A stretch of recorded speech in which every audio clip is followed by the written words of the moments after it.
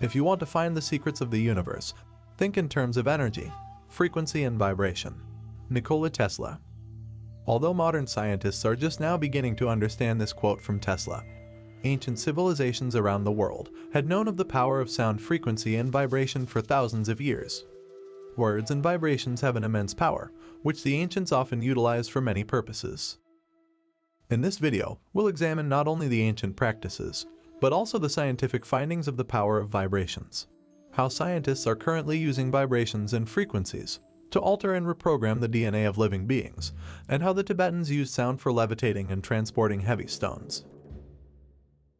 Every molecule and atom in this universe is vibrating at a particular frequency.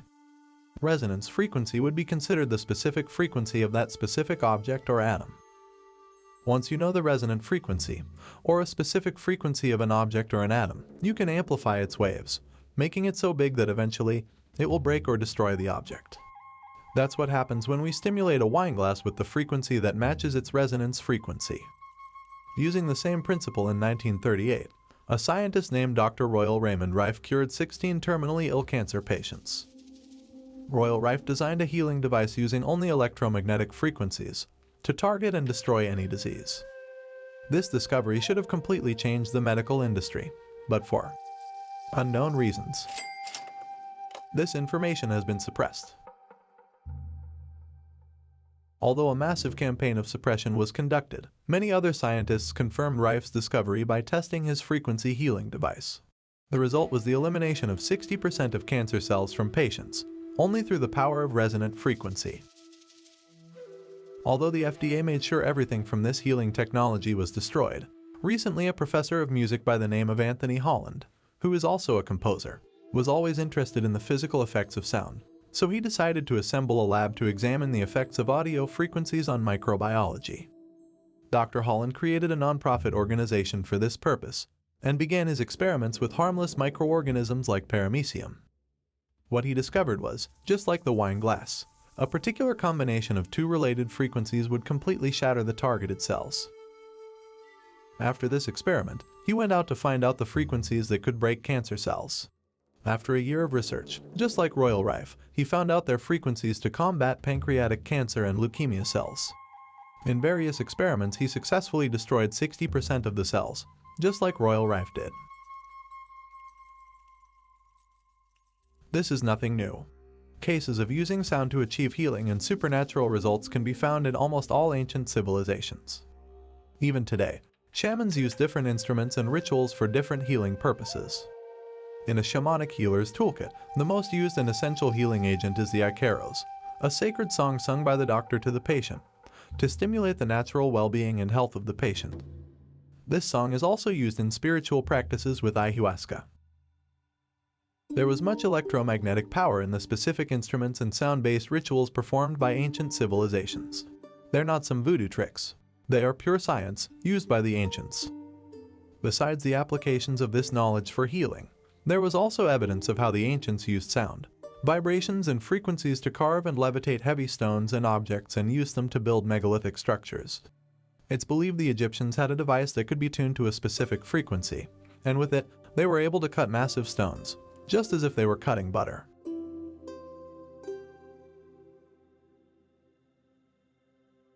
If you don't believe such technology could exist, just look at the Al Manzar Rock Formation, located in Tima Oasis, Saudi Arabia.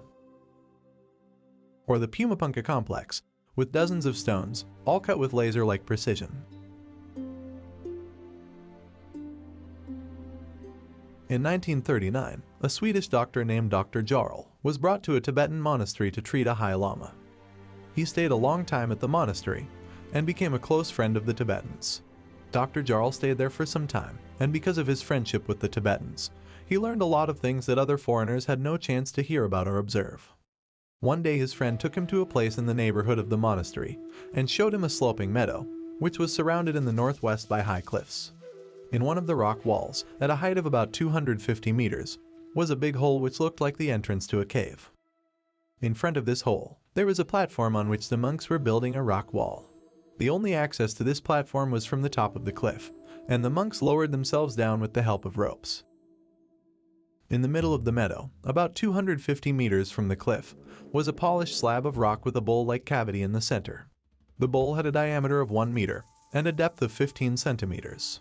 A block of stone was maneuvered into this cavity by yak oxen. The block was 1 meter wide and 1.5 meters long. Then 19 musical instruments were set in an arc of 90 degrees, at a distance of 63 meters from the stone slab. The radius of 63 meters was measured out accurately. The musical instruments consisted of 13 drums and 6 trumpets, ragdans. 8 drums had a cross-section of 1 meter and a length of 1.5 meters. 4 drums were medium-sized with a cross-section of 0.7 meters and a length of 1 meter. The only small drum had a cross-section of 0.2 meters and a length of 0.3 meters. All the trumpets were the same size. They had a length of 3.12 meters and an opening of 0.3 meters. The big drums and all the trumpets were fixed on mounts, which could be adjusted with staffs in the direction of the slab of stone. The big drums were made of 1 millimeter thick sheet iron and had a weight of 150 kilograms. They were built in 5 sections. All the drums were open at one end, while the other end had a bottom of metal, on which the monks beat with big leather clubs. Behind each instrument was a row of monks. When the stone was in position, the monk behind the small drum gave a signal to start the concert. The small drum had a very sharp sound and could be heard even with the other instruments making a terrible din. All the monks were singing and chanting a prayer, slowly increasing the tempo of this unbelievable noise. During the first 4 minutes nothing happened. Then as the speed of the drumming and the noise increased, the big stone block started to rock and sway, and suddenly it took off into the air with an increasing speed, in the direction of the platform in front of the cave hole, 250 meters high. After 3 minutes of ascent, it landed on the platform. Continuously they brought new blocks to the meadow, and the monks, using this method, transported 5 to 6 blocks per hour. Dr. Jarl was the first foreigner who had the opportunity to see this remarkable spectacle. Because he had the opinion in the beginning that he was the victim of mass psychosis, he made 2 films of the incident. The films showed exactly the same things that he had witnessed. The English society for which Dr. Jarl was working confiscated the 2 films and declared them classified. The fact that the films were immediately classified is not very hard to understand once the given measurements are transposed into their geometric equivalents. It then becomes evident that the monks in Tibet are fully conversant with the laws governing the structure of matter, which the scientists in the modern-day Western world are now frantically exploring. It appears that the prayers being chanted by the monks did not have any direct bearing on the fact that the stones were levitated from the ground. The reaction was not initiated by the religious fervor of the group, but by the superior scientific knowledge held by the high priests. The secret is in the geometric placement of the musical instruments, in relation to the stones to be levitated, and the harmonic tuning of the drums and trumpets. The combined loud chanting of the priests, using their voices at a certain pitch and rhythm, most probably adds to the combined effect. The sound waves being generated by the combination were directed in such a way that an anti-gravitational effect was created at the center of focus and around the periphery, or the arc of a third of a circle through which the stones moved. The instruments used by the group, in theory, would have been tuned to produce harmonic waveforms associated with the unified fields. The geometric arrangement and the number of instruments in the group would also be a most important factor.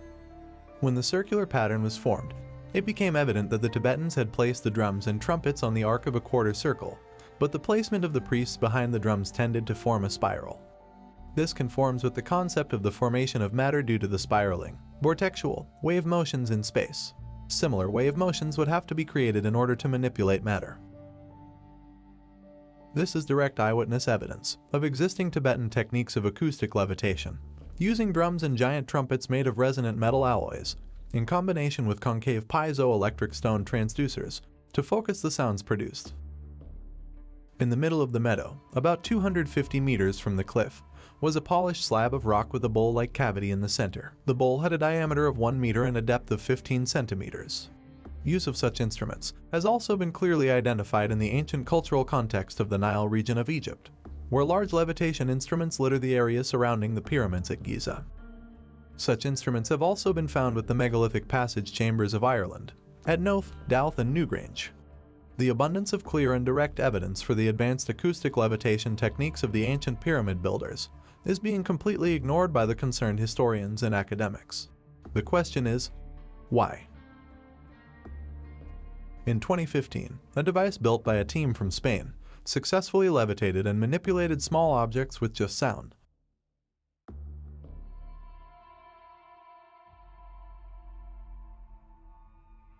And here's an interesting old video of an acoustic levitation device by Dr. David Deek. One other recent discovery made by scientists was how sound frequencies and vibrations have the power to program, or reprogram, our DNA. In 2011, the Russian biophysicist Peter Gurdjieff conducted several experiments modifying DNA using only sound and light frequencies. The experiment was outstanding. He and his team successfully transformed frog embryos to salamander embryos simply by transmitting the DNA information patterns through frequency alone. In today's science, there is a term called junk DNA, which basically tells us that 97% of our DNA is useless and has absolutely no purpose. But could nature be so inefficient? I don't think so.